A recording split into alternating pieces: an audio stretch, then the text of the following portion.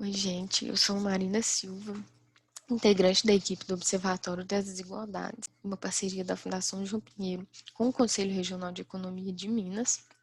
E hoje, eu e a Carla estamos aqui para discutir um assunto muito importante nesse mês de março, que é marcado pelo Dia Internacional da Mulher, que é uma data de extrema importância na luta contra a desigualdade de gênero.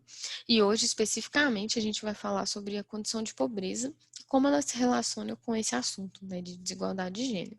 Meu nome é Carla Bronzo, eu sou socióloga, mestrado e doutorado em Sociologia e Política, sou professora e pesquisadora da Escola de Governo da Fundação João Pinheiro e colaboradora do Observatório das Desigualdades, principalmente no boletim, o último boletim sobre proteção social e pobreza e desigualdade.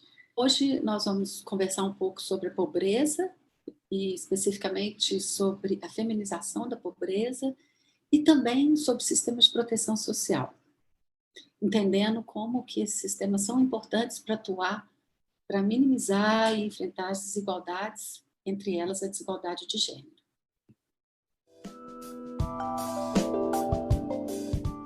Não, a pobreza não atinge de forma igual os homens e as mulheres, né? Isso já é bem conhecido, que a pobreza não tem apenas cor, mas a pobreza tem também gênero, né? E o gênero é feminino. A partir do final da década de 70 e início da década de 80, uma série de estudiosos começaram a perceber, a observar, uma maior presença das mulheres na condição de pobreza e de extrema pobreza. Então, a partir daí, esses estudiosos começaram a chamar esse fenômeno de feminização da pobreza. Exatamente essa condição de pobreza e de miséria recaindo de forma mais intensa sobre as mulheres. É um fenômeno que está associado com o fato das mulheres necessitarem, muitas vezes, arcar com os custos de manutenção do domicílio sozinhas, né? Então, é um fenômeno que mundialmente está associado, né, com domicílios onde as mulheres são chefes de família. O que não quer dizer que não existam mulheres com companheiros em condição de pobreza. Existem também. Mas o processo de feminização da pobreza está mais associado ao fato das mulheres arcarem sozinhas com os custos do cuidado dos filhos. Os dados são muito reveladores com relação a essa condição, né, de maior presença das mulheres entre os pobres, e principalmente das mulheres negras. Então, tem um componente aí também que associa ao componente de gênero, que é o componente racial, né? As mulheres negras estão ainda mais em condição de maior pobreza do que as mulheres em geral. Então, esse é um fenômeno muito importante, se diz da necessidade de trabalhar sobre essa dupla chave, né? A pobreza vista numa perspectiva de gênero e também numa perspectiva de raça. Podem ter diversas explicações, né, para essa maior presença das mulheres na pobreza. Mas certamente elas estão ligadas aí à posição das mulheres na divisão sexual do trabalho, né, e na divisão social do trabalho também.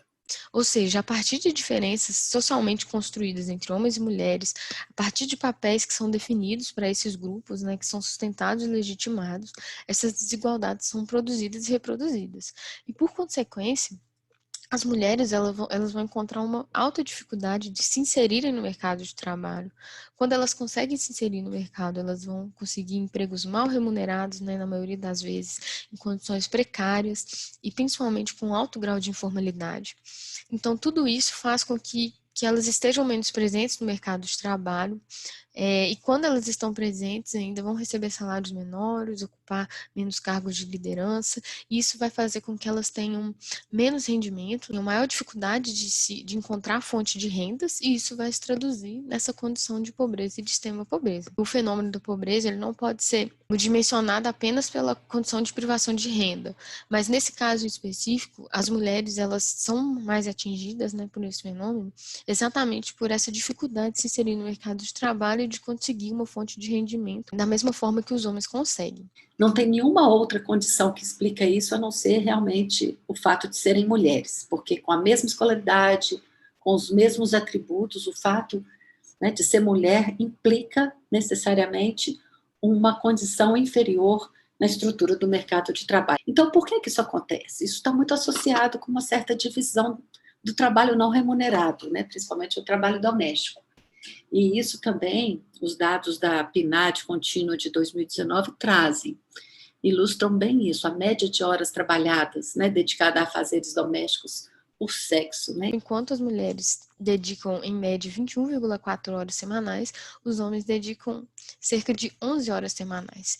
E isso mostra como que esses papéis, né, que já são definidos, recaem de forma mais intensa sobre as mulheres e dificultam essas mulheres a conseguirem fonte de rendimento. E um outro dado muito importante, e esse sim se relaciona diretamente com o que a gente está discutindo agora, é o dado que fala que a maior média de horas dedicadas a afazeres domésticos encontra-se entre as mulheres que fazem parte dos 20% da população com os menores rendimentos.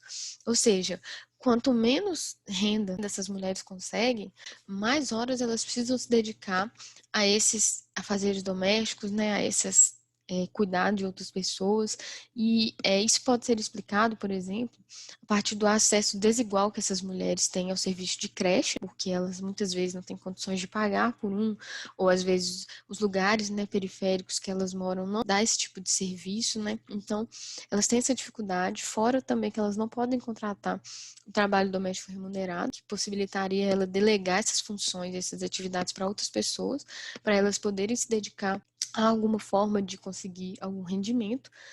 Então, isso tudo vai gerar uma dificuldade maior dessas mulheres. Então, é um ciclo vicioso. Não sei se vocês perceberam, mas quanto menos renda as mulheres têm, mais elas precisam se dedicar aos afazeres domésticos e menor a possibilidade delas conseguirem fonte de rendimento, o que faz com que elas fiquem nessa condição de pobreza e de extrema pobreza e não consigam sair. Então, ele está certamente associado com essa precária inserção das mulheres no mercado de trabalho, né? Uma dificuldade constante das mulheres conseguirem dar conta dessa dupla jornada, ao mesmo tempo o trabalho não remunerado, doméstico, de cuidado, e o trabalho remunerado em empregos de baixa qualificação, de baixa remuneração, né, de baixo prestígio na hierarquia aí do mercado de trabalho, né? Então, a disparidade, né, aponta que a renda é um fator que impacta diretamente no nível dessa desigualdade também, né? Então, em setores mais pobres, em regiões mais pobres, ainda mais, fica mais claro ainda essa desigualdade em termos de horas dedicadas aos afazeres domésticos entre homens e mulheres, né?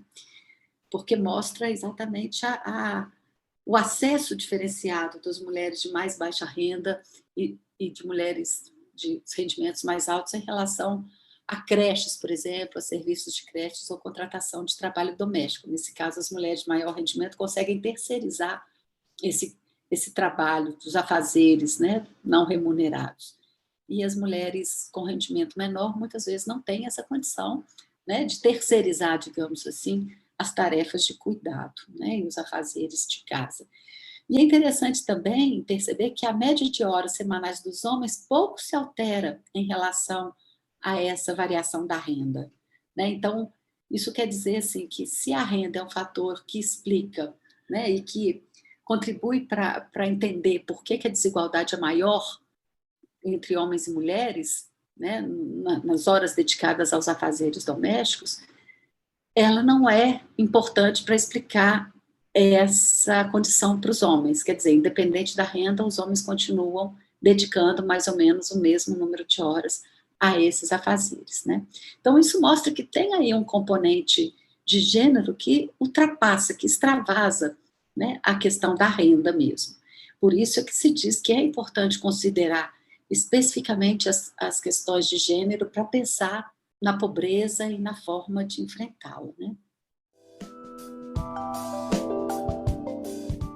Que a pobreza é um fenômeno multidimensional, né? Que isso já é bastante enfatizado desde muito tempo, tem se falado muito isso, né? De que existem várias maneiras de definir o que é pobreza e diversas formas para mensurar, para identificar e para distinguir quem são os pobres e quem são os não pobres. É todo um debate aí, né?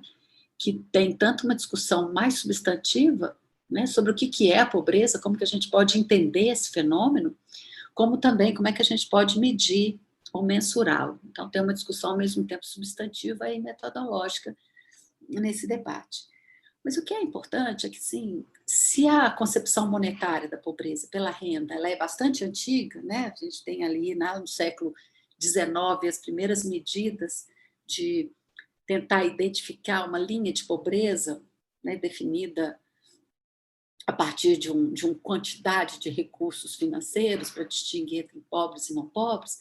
Ao longo do tempo, essa concepção foi sendo questionada, né? Dizendo que a pobreza monetária é uma dimensão da pobreza, né? Condição de recursos que as pessoas têm para comprar os bens que necessitam é uma forma de identificar o que é pobreza, né? E de mensurar a pobreza também a partir de algum critério de renda, algum critério monetário. Existem outras concepções, principalmente concepções de necessidades básicas insatisfeitas, né, outros enfoques que entendem que a pobreza ela vai além da renda e ela tem a ver com o fato dos indivíduos e famílias terem ou não as suas condições básicas satisfeitas. Isso significa acesso, por exemplo, a serviços de saúde, acesso a serviços de saneamento, acesso a serviços de educação, condições de moradia, né? Então, nessa forma de entender a pobreza, a renda ela não é o mais importante para identificar a pobreza, mas sim o quanto as famílias ou os indivíduos encontram,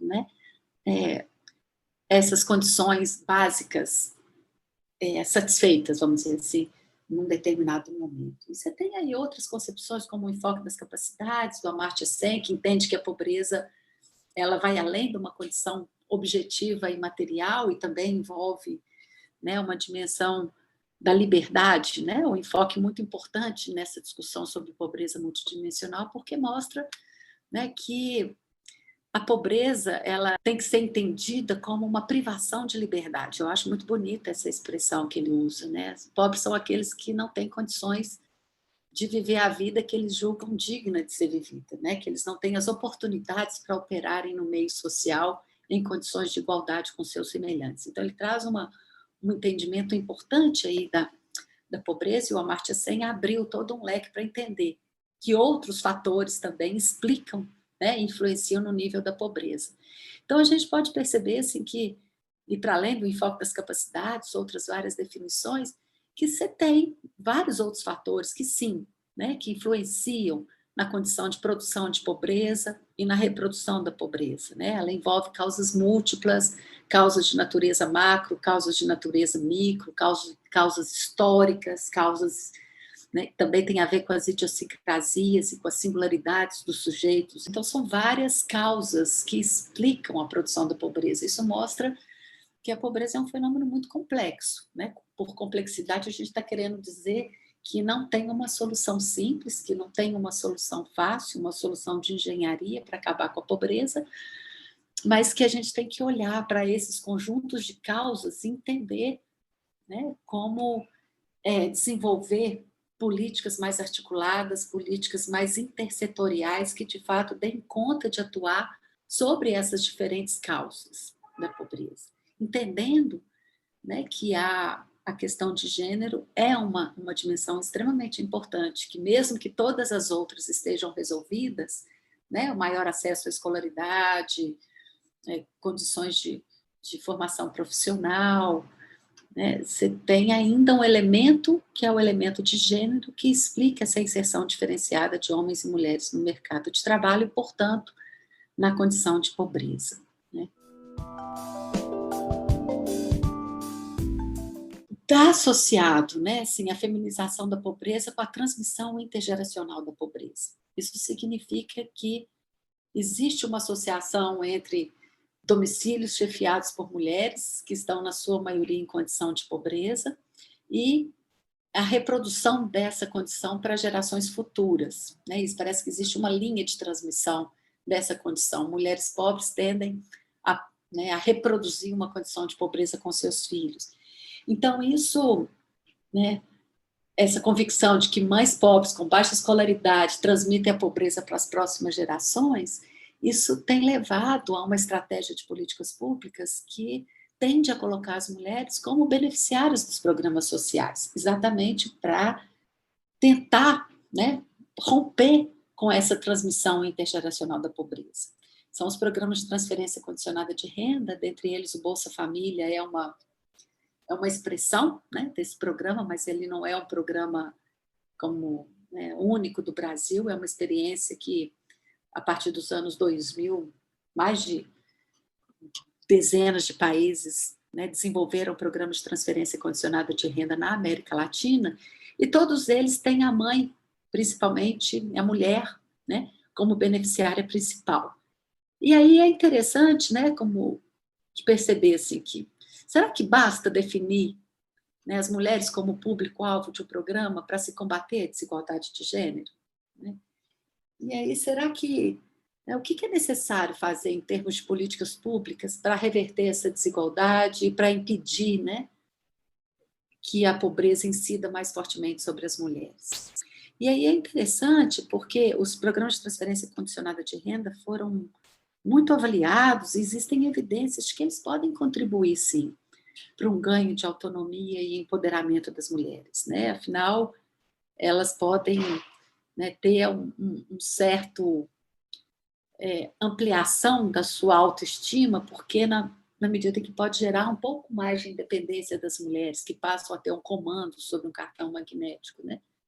Então, vários estudos analisam esses efeitos, né, do fato de ter posse de um cartão, de ter uma transferência de recurso em seu nome, como que isso, às vezes, pode liberar as mulheres de uma dependência excessiva de algum dinheiro do companheiro, etc. Né? Mas, ao mesmo tempo, né, que se tem essas evidências de um possível ganho aí, nesses termos da autoestima, do empoderamento ou da autonomia, também existem controvérsias, vamos dizer, né? Luzes e sombras aí nessa relação, porque, ao mesmo tempo, são programas que exigem uma participação muito grande das mulheres no acompanhamento das condicionalidades, né? Que são o cumprimento da frequência à escola, né? O cumprimento das condicionalidades em saúde, que significa cumprir todas as exigências de vacinação, pré-natal e cuidado, etc., que muitas vezes recai exclusivamente sobre as mulheres, sobre as mães. Né? Então, é mais uma tarefa, né, pelas quais elas são responsáveis, né, e que isso pode, de certa forma, fortalecer, né, os papéis tradicionais de gênero, ao afirmar que essa tarefa de cuidado, de atenção aos filhos, é uma tarefa exclusivamente das mães, né, uma tarefa exclusivamente feminina. Então, né, parte-se aí de um suposto de que as mulheres são mais responsáveis e que o dinheiro dado a elas é mais bem gasto, porque é utilizado para satisfazer as necessidades da família, mas isso acaba, ainda que não intencionalmente, deixando para elas maior encargo desse cuidado, né? Uma estratégia interessante seria, como alguns programas latino-americanos, principalmente o programa do México, faz, priorizar, de certa maneira, as jovens meninas, dentro dos programas de transferência de renda, ter componentes de ações mais voltados especificamente para as meninas, para as adolescentes meninas, né, para esse incentivo de maior escolaridade, de formação profissional, e também desenvolver estratégias de vinculação desses programas com políticas de formação profissional orientada para as mulheres, para que, de fato, possam ir, né, viabilizando maiores e melhores condições de inserção das mulheres no mercado de trabalho remunerado. Só que isso é muito dependente também de uma outra condição que tem sido muito enfatizado, né, recentemente, nos últimos anos, que é a necessidade das políticas públicas de cuidado. Né? Esse é um termo que aponta para a necessidade do Estado, né, do governo assumir como política pública o cuidado pré-escolar, o cuidado dos idosos, né, o cuidado, de certa forma, via creches, né, exatamente para conjugar, né, a inserção das mulheres no mercado de trabalho com o cuidado da casa, né? E isso é uma conjugação muito difícil para todas as mulheres que são mães, né? Conjugar o trabalho doméstico, os afazeres, o cuidado com os filhos, com o trabalho remunerado. Mas para as mulheres pobres esse é ainda um ponto mais desafiador, né? Então, uma política de proteção social adequada para as vamos dizer, para as características de nosso tempo e para as exigências de maior igualdade de gênero, aponta exatamente para a expansão dessa oferta de políticas de cuidado, né? Então, essa é um tema central para pensar as modelagens das políticas de proteção social, né? Olhar com atenção para as políticas pré-escolar, ou expansão da jornada escolar, ou trabalhar também com as licenças parentais, né? Para que, de fato, essa esfera do cuidado possa ser partilhada, não só com os homens, mas também fora da família, porque geralmente entende-se família igual a mulher. Né? Recai sobre a família significa recair sobre a mulher o cuidado dos seus idosos ou das suas crianças. O nosso último boletim, que saiu esse mês, Proteção Social e Desigualdades, né? O Estado como promotor ou não da cidadania social, está discutindo exatamente isso, né? Como que as diferentes experiências de bem-estar social no mundo, né, a partir aí, após a Segunda Grande Guerra, foi se constituindo essa modalidade do Estado social, né, com diversas modelagens diferentes, né? E aí levou a uma distinção entre, né, modelos mais liberais, mais residuais, modelos mais universalistas, mais baseados numa perspectiva da social-democracia, modelos mais corporativos ou mais, né, conservadores ou meritocráticos. Então, você tem aí toda uma discussão ampla na literatura sobre proteção social que mostra essas diferentes arquiteturas de proteção e o impacto dessas escolhas, né, sobre o plano das desigualdades e da pobreza. E é muito interessante, no boletim tem um gráfico que eu acho muito interessante, que mostra claramente uma relação, né, entre modelos liberais, como os dos Estados Unidos ou anglo-saxônicos de forma geral, que colocam para o mercado, né, a grande, vamos dizer, tarefa de prover o bem-estar dos seus indivíduos. Existe um termo, que é um termo que o autor que fez essa tipologia chamou de desmercantilização, que significa o quanto que o bem-estar dos indivíduos está ou não dependente da capacidade de comprar esse bem-estar no mercado.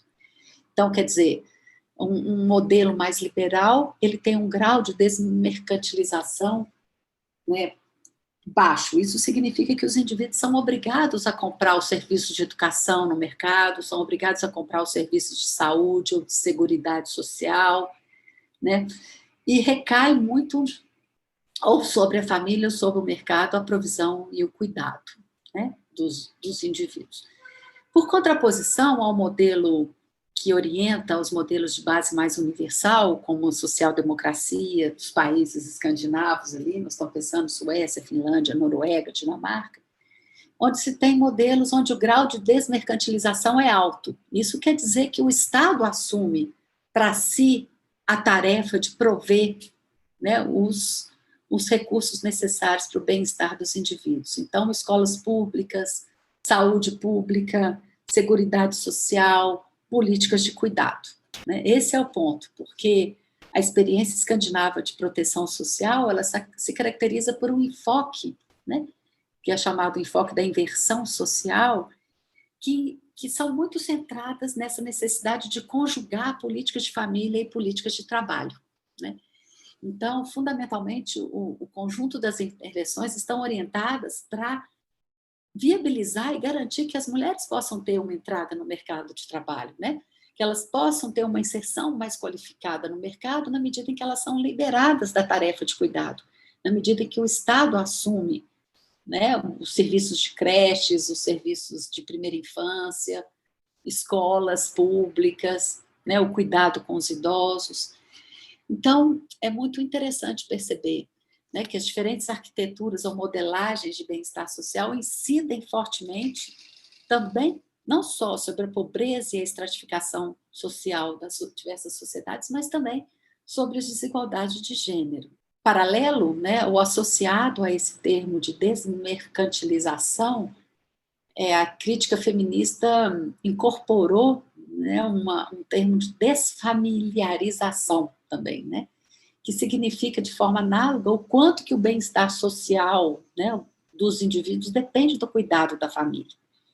Então, dentro da teoria feminista, é muito importante também que se olhe para essas diferentes modelagens de bem-estar social, considerando quanto elas contam, vamos dizer, com esse cuidado prestado pela família, né? Eu acho que essas são duas chaves importantes que a discussão sobre bem-estar social traz, né? O quanto que esse bem-estar precisa da capacidade dos indivíduos comprarem esses recursos no mercado e o quanto que esse bem-estar precisa que a família assuma essa provisão, né, do cuidado. O tamanho da desigualdade, o perfil das desigualdades não é uma coisa da natureza, não é algo que cai do céu, né? Ele nasce, é construído, é uma construção social, ele é fruto de escolhas políticas, ele é fruto de escolhas morais, no final das contas, né? Assim, ele depende das representações de justiça e, né, do quanto que uma sociedade aposta ou não no cuidado como uma tarefa coletiva, né? Como que o Estado vai se organizando para garantir uma proteção aos indivíduos, trazendo essas evidências de que países com modelagens mais liberais tendem a ter mais pobreza e desigualdade, né? Isso tem uma associação muito clara no nosso boletim, e países onde se tem modelos mais universais, eles estão em outro polo, né, em sociedades com menos pobreza e com menos desigualdade. Então, fica muito evidente, né, a concepção de justiça que está por trás da decisão de se construir um modelo de proteção mais ou menos residual, né? O novo boletim que o Observatório produziu, que vai abordar exatamente essa trajetória do sistema de proteção social no Brasil nos últimos anos, como que o sistema de proteção social foi importante nos últimos anos para o Brasil conseguir melhora em diversos indicadores, né, como o combate à fome, mostrando como que a segurança alimentar aumentou desde a PNAD de 2004, também mostrando como que o índice de Gini, que estava numa trajetória de descendência que nunca tinha acontecido no Brasil desde o início da série histórica, né? E que também, por exemplo, a pobreza, o número de pessoas que estavam na condição de pobreza e de extrema pobreza também diminuiu muito nos últimos anos, que mostra o sucesso mesmo dessa estratégia, né? Como que ela é importante no combate às desigualdades. O que a gente avalia é que a Constituição, a história do Brasil, ela vem muito de uma construção que coloca sobre a família e sobre os indivíduos, né, a responsabilidade por garantir o seu bem-estar. Então, a gente vem de uma tradição liberal, onde você tem, no máximo, uma filantropia e o cuidado dos indivíduos que não dão conta de se inserir no mercado e garantir o seu provento a partir do mercado. O cuidado desses indivíduos pobres fica a cargo das igrejas, das instituições de caridade, né? Isso começa na década de 20 no Brasil, na década de 30, né, com Getúlio Vargas, se tem aí uma mudança de modelo de proteção, onde se tem a carteira assinada, a proteção do trabalho, onde a gente entra no modelo de cidadania regulada ou num estado de proteção social mais do tipo mais meritocrático, né? Quer dizer, aqueles que estão inseridos no mercado de trabalho se encontram protegidos, têm direitos trabalhistas, aposentadoria assegurada, e os pobres ainda continuam a cargo de políticas assistencialistas, políticas fragmentadas, pontuais, né, muito calcadas nessa ideia da caridade, da benevolência. Isso muda muito radicalmente com a Constituição de 88, né, que traz uma perspectiva totalmente diferente da proteção social e que cria o conceito de seguridade social, que associa aí no tripé, né, a previdência, a saúde e assistência social como as bases da nossa proteção social e eleva a assistência social a um estatuto de uma política de direitos, de garantia de direitos. E constrói, né, de forma muito clara, principalmente a partir dos anos 2000, com mais força a partir de 2004 até aí 2015, um modelo de proteção expandindo, né, a atuação do Estado na garantia dessa provisão do bem-estar. E aí tem todo o impacto disso na redução da pobreza, na redução da desigualdade, na criação de maiores oportunidades, né, políticas afirmativas de raça e de gênero. Por outro lado, o boletim também, infelizmente, vai ver como que nos últimos anos vários desafios foram postos, né, para esse instrumento de combate às desigualdades e, de alguma forma, o sistema de proteção social está sendo enfraquecido e isso se reflete, né, em diversos indicadores, e é isso que o boletim mostrou, né, como que a desigualdade de renda voltou a aumentar, como que a segurança alimentar nunca esteve em um patamar tão baixo desde o início da série histórica, né, o que significa que existem muitos brasileiros na situação de insegurança alimentar. Então, teve todo um esforço de construção de uma arquitetura de proteção social que depois de 2016, com o golpe, com o impeachment da presidente Dilma, isso tudo foi sendo, de fato, destruído, né? Desmontado de forma muito explícita, de forma muito clara, muito evidente, seja se a gente pega pela questão do orçamento, a PEC da, né, 95, Emenda Constitucional 95, que tem, né, essa limitação dos recursos durante 20 anos para as políticas sociais, ou mesmo a destruição, né, do campo mais normativo, da própria institucionalidade das políticas públicas de assistência. Então, a gente vai vendo o resultado disso já muito imediatamente, que é, né, o recrudescimento da fome. Né? A gente tinha saído do mapa da fome e voltamos no mapa da fome, né, na insegurança alimentar, a volta da pobreza e o retorno da desigualdade. Né? Então, de 2016 para cá, fica muito claro que toda aquela construção de um estado de bem-estar social mais universal, mais igualitário, sustentado por princípios de direitos e por princípios de justiça social, né, tem sido, de forma muito deliberada, ameaçado e desmontado por uma outra compreensão de qual que é o papel do Estado na garantia da proteção social dos indivíduos. Né? É importante a gente sinalizar que, novamente, né, quando a gente vê a volta da fome, a volta da insegurança alimentar grave, e quando a gente olha esse fenômeno pelo critério de gênero, fica mais uma vez evidente que as mulheres são as que estão em condição maior de insegurança alimentar ou em condição de fome maior do que os homens, né? O boletim vai mostrar que, para o caso do indicador de segurança alimentar, os lares que possuem insegurança alimentar grave, o nível mais crítico, né, de privação de acesso aos alimentos, são lares chefiados por a maioria deles são chefiados por mulheres, com cerca de 51,9%.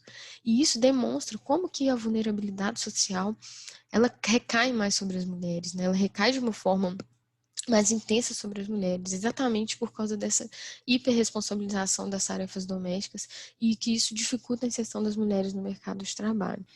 Então, a queda ou a quebra do estado de bem-estar social tem consequências para toda a sociedade, na medida em que a gente vai criando, né, uma desigualdade muito maior, um abandono da proteção dos indivíduos, um abandono da noção de direitos, e esse ônus vai recaindo sobre as famílias, e ao recair sobre as famílias, recai sobre as mulheres. Né? O cuidado com os filhos, buscar o sustento, né, numa condição onde não se tem trabalho, onde não se tem políticas públicas. Aliado a isso, a essa ênfase no modelo de desmonte do sistema de proteção social, de cunho mais liberal, tem também um retrocesso em relação à discussão de equidade de gênero, ou ao combate da desigualdade de gênero, ou mesmo a problematização do tema de gênero. Né? O governo atual ele faz exatamente um ataque direto a todas essas questões, né? Eliminando a preocupação com essas políticas no atual governo. Então, assim, desmontou todas as estruturas e todas as políticas voltadas para combater essas desigualdades de gênero, né? E reforçando os estereótipos e visões tradicionais conservadoras e de natureza patriarcal. Né? E é muito importante a gente salientar isso, porque na medida em que se tem uma recusa de debater a questão da desigualdade de gênero, essa questão passa a ser uma não questão. Né? E isso se traduz, vamos dizer assim, pode se traduzir na burocracia que está lá na ponta, né? Nos atores ou nos agentes governamentais que estão prestando um serviço para a população. A gente já tem percebido isso no caso dos conselhos tutelares, por exemplo, ou, em alguns casos, em alguns municípios também, né, nos agentes da própria política de assistência social ou de saúde e educação, que estão ali, né, na lida diária com o beneficiário da política, como que, muitas vezes, visões preconceituosas, visões estigmatizadoras sobre o que deve ser o papel da mulher, sobre qual que deve ser o comportamento da mulher, né? Como que isso reproduz na fala dos gestores e como que isso impacta na própria construção da identidade das mulheres atendidas, né? Então, quando a gente tem os profissionais do CRAS, professores, médicos de posto de saúde, servidores de delegacia de mulheres, né?